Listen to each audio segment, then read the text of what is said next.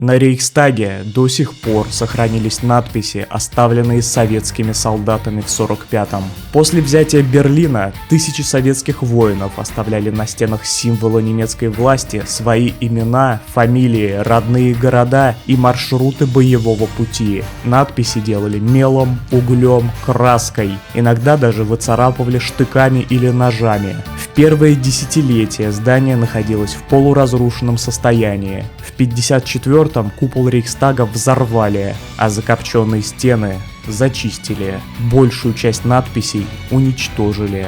Внутренние помещения облицевали гипсокартонными панелями, которые скрыли оставшиеся следы боев и автографы солдат. Ситуация изменилась в 90-е, когда было принято решение реконструировать Рейхстаг. Во время работ панели демонтировали, и под ними обнаружили множество надписей. Было принято решение сохранить их часть, как память о событиях Второй мировой. Однако удалили граффити непристойного содержания, а также самые провокационные и оскорбительные надписи. В итоге оставили около 150 автографов. Их покрыли специальным высокопрочным прозрачным раствором для защиты от внешних воздействий.